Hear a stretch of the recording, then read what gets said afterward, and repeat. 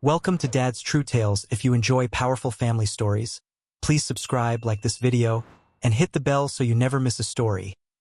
Stay with me until the very end because I promise the story will take you somewhere you never expected. My son knocked on my door with a lawyer before sunrise. I remember the porch light was still on from the night before, and I remember thinking, half asleep, that something had happened to one of the grandkids. That's the first thing you think when your child shows up at 5:40 in the morning. You think tragedy. You don't think betrayal. Betrayal doesn't knock. Betrayal usually just walks right in through a door you already left open for it.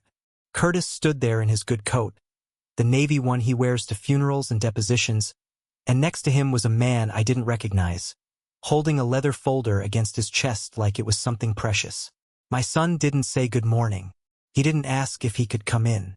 He said, "Dad, we need to talk about the store. This is Mr. Danvers. He's a lawyer. I want you to sit with that for a second. Not, I love you. Not, how are you feeling? Just a lawyer, standing on my welcome mat before the sun was even up. What would you have done if your own child showed up at your door with a stranger holding papers before you'd even had your coffee? I let them in because that's what you do. 50 years in this town, I've never turned anyone away from my kitchen table, and I wasn't about to start with my own boy, even with the cold, careful look he was wearing. I put the coffee on. My hands were shaking a little, though I didn't let him see that. Mr. Danvers opened the folder on my kitchen table, the same table where Margaret used to roll out pie dough, and he started talking about concerns regarding capacity and protective oversight of assets, and a dozen other phrases that sound like nothing until you realize what they mean. What they meant, stripped down to plain English, was this. My son was petitioning the court to have me declared unable to manage my own affairs. He wanted guardianship. Of me. Of the hardware store my father built with his own two hands in 1961. Of everything that I sat there in my own kitchen and listened to my son explain, in that same calm voice he uses when he's closing a sale, why I could no longer be trusted to run my own life. You forgot to lock up the store twice last month. Dad, he said. You left the stove on in March. Aunt Carol said you called her by Mom's name at Easter. Every one of those things was true. I won't sit here and tell you I'm the same man I was 10 years ago. Grief does something to your mind that nobody warns you about. Margaret's been gone 13 months now, and some days the fog rolls in and doesn't roll back out until afternoon. But forgetting a name at a table full of people who all sound alike when you're tired and heartbroken is not the same thing as being unfit to run a business I've run since before Curtis was born. I looked at my son and I asked him one question. Whose idea was this, Curtis? He didn't answer right away. Mr. Danvers answered for him, said something about family members acting in your best interest. And I remember thinking that lawyers must practice sentences like that in the mirror. Sentences built to sound warm while meaning something cold. I told them both I needed time to think, and Mr. Danvers said, very politely, that a hearing was already scheduled. 19 days out. He said it like he was telling me the weather point. 19 days. That I want to tell you something about my son before I go any further. And I promise I won't spend long on it because this story isn't about the past, it's about what happened next. Curtis is 44 years old. He's a good talker, always has been, could sell a screen door to a man with no house. He'd been working alongside me at Hale's Hardware for going on 12 years. Ever since he came back to town saying he wanted to build something with the family. I believed him. I wanted to believe him. A father wants to believe his son came home for the right reasons. That morning, after they left, I sat alone at that kitchen table for a long time. I didn't touch my coffee. I just sat there looking at the folder Mr. Danvers had left behind, thick with pages I didn't fully understand. And for the first time since Margaret's funeral, I felt truly, completely alone in my own house. Would you have signed anything that morning, just to keep the peace? I didn't. But I understand why some folks would. Be why that afternoon. I'd called the only other person I trusted enough to ask what to do, and that call is where this story really begins to turn. Her name is Ellen. She's my daughter, and until that phone call, we hadn't spoken in 3 years. I won't dress up why we stopped talking. There was a fight, ugly words on both sides, some of it about her mother's care in those last hard months, some of it about money, some of it about things neither of us can even really remember anymore, only that they hurt. She moved 2 states away and built a life without a father in it, and I let her because my pride has always been bigger than my good sense. But when a man's own son shows up with a lawyer trying to take away his store and his say over his own life, pride starts looking like a pretty cheap thing to hold on to. Ellen picked up on the third ring. I could hear the surprise in her voice just from my name showing up on her phone. I told her what happened, the whole thing, laid it out plain the way I'd want it laid out to me. There was a long quiet on the other end of the line. "Dad," she finally said, "how long has Curtis been talking to Ridgeline Development?" I didn't know what she was talking about. I told her so. "I saw something on Facebook 2 months ago," she said. "A permit filing. For the block the store sits on. I didn't think anything of it because I figured you'd have told me if you were selling." She paused. "You're not selling, are you?" I felt the floor tilt a little under me right there in my own kitchen. "Would you believe your child could be planning to sell your life's work behind your back?" I didn't want to, but that question sat in my chest like a stone for the rest of that day. That was the first twist, but it wasn't the last, not by a long way. I called Curtis that evening and asked him straight out about Ridgeline Development. I've never seen my son go so quiet on a phone call in my life. Finally he said, "Dad, that's not what this is about. This is about protecting you." "Protecting me from what, son?"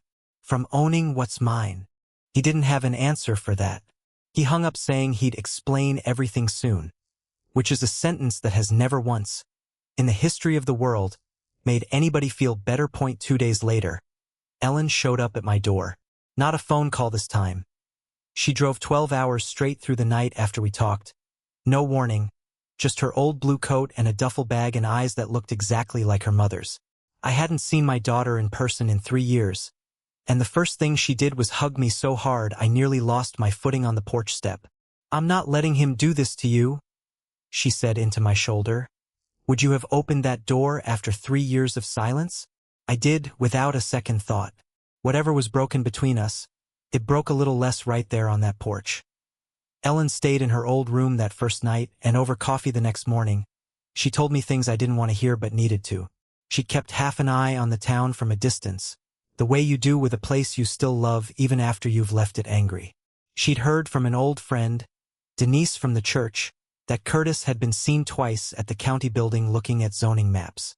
She'd heard, secondhand, that he'd been having money troubles, though nobody knew the details. We hired an attorney of our own, a sharp young woman named Priya Chandran who specialized in elder rights, and she asked me a question in our first meeting that I haven't stopped turning over since. "Mr. Hale," she said, "who besides your son has access to the store's financial records?" The answer to that question was my brother, Roy. Roy and I have run Hale's Hardware together since our father passed it down to us in 1988. We've never had a formal partnership agreement, not really, just a handshake and 36 years of trust. Roy handled the books because I never had the patience for numbers, and I handled the floor because Roy never had the patience for customers. It worked. It had always worked. Priya pulled some records over the following week, and what she found made my stomach turn over. "I think he's in over his head, Dad," she said. "I don't think this is really about you being confused. I think this is about him being desperate." Was I angry?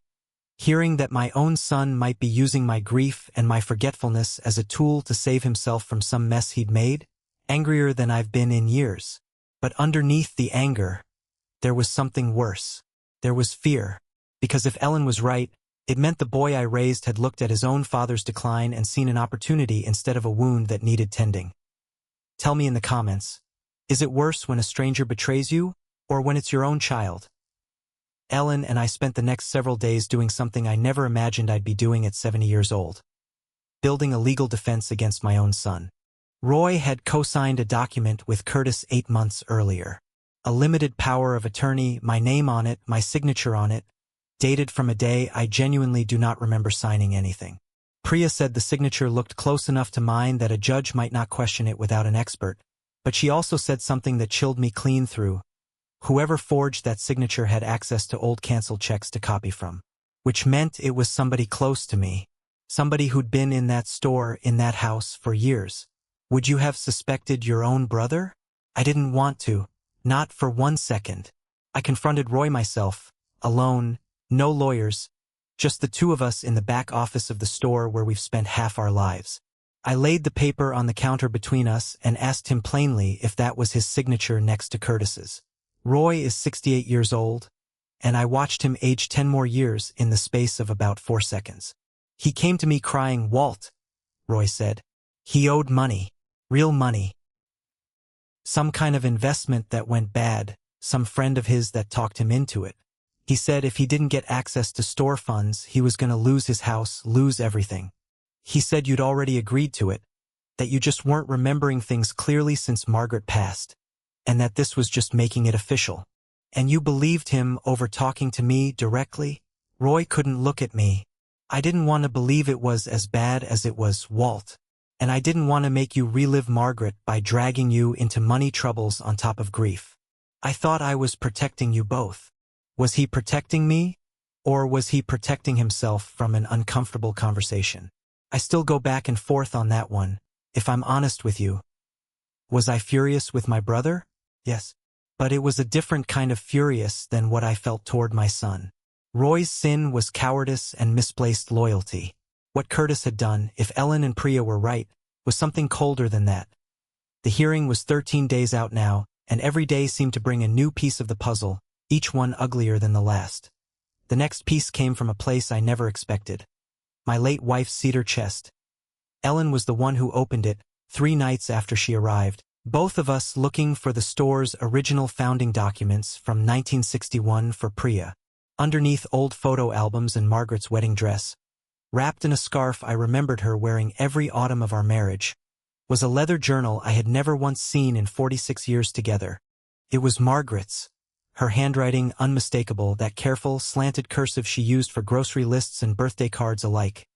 The last entries were from the final months of her illness, when the cancer had taken so much of her strength that she could barely hold a pen, and reading them nearly broke me clean in half right there on the bedroom floor. But it was an entry from 3 years earlier that changed everything. Margaret had written about a conversation with Curtis.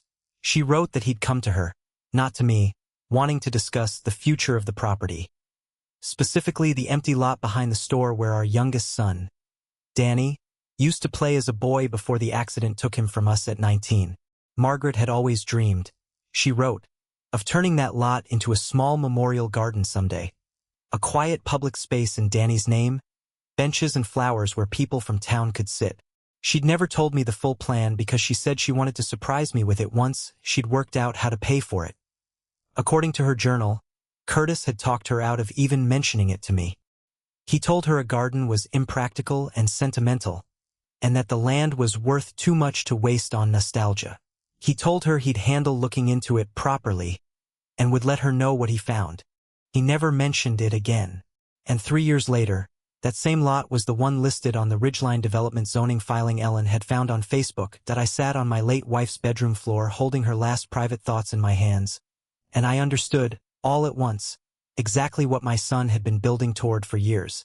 This was never a sudden decision born of desperate money trouble. The money trouble, if it was even real, had simply become his excuse, his cover story, for a plan that started long before that.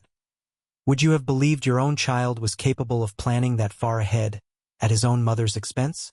I sat with that question for a long time, and I still don't have a comfortable answer. Ellen found me on that floor and sat down beside me without a word, and we read the rest of the journal together, our shoulders touching for the first time in years without anger between us. There was more still to uncover, and Priya found it in the store's own books. Working with a forensic accountant, she traced nearly $61,000 that had moved out of the store's operating account over the past 2 years in small, irregular transfers, each one just under the threshold that would have triggered an automatic flag from our bank. All of them authorized under Curtis's day-to-day signing privileges. Privileges I'd given him in good faith when he came home to build something with the family. It wasn't gambling debt, as Ellen had first guessed. It was worse in a way because it was patient. Curtis had been quietly siphoning money for 2 years, funneling it into a shell company he'd set up with a business partner none of us had ever met. A man named Greg Foss who, it turned out, was also the point of contact listed on the Ridgeline zoning filing. My son hadn't just fallen into desperation.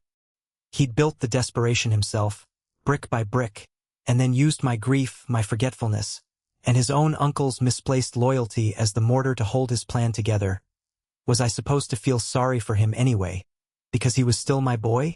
Some mornings I did. Some mornings I still do. Tell me honestly, is a parent ever allowed to stop loving their child? Even after something like this? I don't think I ever managed it, not even at my angriest. The hearing arrived on a gray Tuesday morning in October, and I want you to picture it with me because I still see it clearly whenever I close my eyes. Curtis was there with Mr. Danvers in that same navy coat. Roy sat 2 rows behind him, alone, not next to his nephew and not next to me. A man caught exactly between the 2 loyalties he tried to serve at once. Ellen sat beside me at the front, her hand on my arm the entire time, and Priya stood when the judge called the case, calm as still water. Mr. Danvers made his case first, the same language he'd used at my kitchen table, dressed up now in courtroom formality. Concerns about memory, concerns about the stove, the missed lockup, the mixed-up name at Easter dinner. He painted a picture of a man slipping quietly into confusion, a son reluctantly stepping up out of love. Then it was our turn. Priya laid it all out, piece by piece, the way you'd lay bricks for a wall that was never coming down again. The forged power of attorney, verified against 3 separate documents examiners as inconsistent with my genuine signature. The shell company, the $61,000. The Ridgeline zoning filing dated months before any guardianship petition was ever discussed. Proving the land deal came first and the concern for Dad came only after. And then she read from Margaret's journal that I watched my son's face while the judge listened to his mother's handwriting describe his own betrayal of her final wishes. And for the first time in this entire ordeal, I saw something crack in him. Not anger. Not the smooth, practiced calm he'd worn at my kitchen table. Something closer to shame, though I suppose only he truly knows what was underneath it. The judge did not take long. The guardianship petition was denied outright, the forged power of attorney voided, and the matter of the missing funds referred for further investigation, which I later chose, for reasons I'll explain in a moment, not to pursue as a criminal matter. Was that the right call, letting the law step back? Some of you watching this will think I let him off too easy. I understand that. I've asked myself the same thing more nights than I can count. Here is what happened after the hearing, out in the hallway, away from the lawyers and the judge and all the formal language that had filled the room for 2 hours. Judge and all the formal language that had filled the room for 2 hours. Curtis asked if he could speak to me alone. Ellen didn't want to leave my side, but I asked her to give us a minute, and to her credit, she trusted me enough to step back. My son didn't try to defend himself. That surprised me more than anything else that whole day. He didn't blame Greg Foss, didn't blame bad luck, didn't blame me for being a hard man to work under all these years, which I know I have been at times. He just stood there in that courthouse hallway and told me the truth, or as much of the truth as he seemed able to say out loud. That he said he'd started small, just moving numbers around to cover a bad investment he was too ashamed to admit to me, certain he'd pay it back before anyone noticed. He said the land deal came later, when he realized how deep the hole had gotten, and that once Greg Foss started talking about the value of that lot, it stopped feeling like betrayal to him and started feeling like a solution. He said watching me grieve his mother, watching the fog come and go in my mind, had somehow made all of it easier to justify to himself, and that admitting that out loud was the worst thing he'd ever had to say to another human being.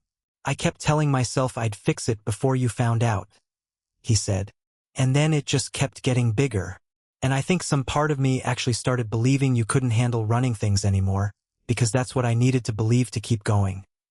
Was I supposed to forgive him right there in that hallway? I didn't. But I didn't walk away from him either. I told him the truth, which was that I didn't know yet what I felt, only that whatever came next would take a long time to build, if it could be built at all. Would you have forgiven him faster than I did? Slower? I want to hear it in the comments because I still don't know if I got the timing right. It's been 8 months since that hearing, and I think you deserve to know how things stand now, because I promised you I'd take this all the way to the end, that I did not press criminal charges against my son. Instead, working with Priya, we structured a repayment agreement, every dollar of that $61,000 to be paid back to the store over time, with Curtis stepping down from any financial authority over the business permanently. He still works the floor some days, stocking shelves same as he did his very first summer home, though the trust between us is being rebuilt slower than either of us would like, one small, careful brick at a time. Some days it feels like real progress. Some days the anger comes back up in me sudden as a spring rain, and I have to sit with it a while before it passes. Roy and I are talking again too, though something between us has changed in a way I don't think we'll ever fully go back to what it was. He apologized more times than I can count for signing that paper without calling me first, and I believe every bit of that apology was sincere. But trust, once it's cracked, doesn't set back the same way it broke. We're careful with each other now. Gentle, in a way we never had to be before. Ellen never left. She's living here in town now, 10 minutes from me, working part-time at the store and part-time doing something with computers I only half understand, and every single evening for these past 8 months, one of us has called the other just to talk, the way we should have been doing all along. I lost 3 years with my daughter over pride I can't even fully explain to you anymore, and getting those evenings back has meant more to me than almost anything else in this whole ordeal.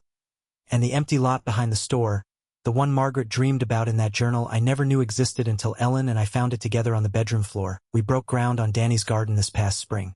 Ellen designed it herself, working from her mother's old sketches tucked in the back pages of that same journal. And Curtis, of all people, poured the concrete for the benches with his own 2 hands, working nearly every weekend without being asked twice. I don't know if it's penance or love or some tangled mess of both. And honestly, I've stopped trying to sort out which. Maybe it doesn't need sorting. Maybe it's enough that the garden his mother dreamed of is finally standing where their son used to play, benches and flowers just like she wanted. A quiet place for this whole town to sit a while. That I sat on one of those benches myself just last week, on a warm evening with the light going gold the way it does in early autumn, and I thought about how close I came to losing everything without ever understanding why. My independence, my daughter, my brother, even my own memory of who my son really was underneath all that smooth talk.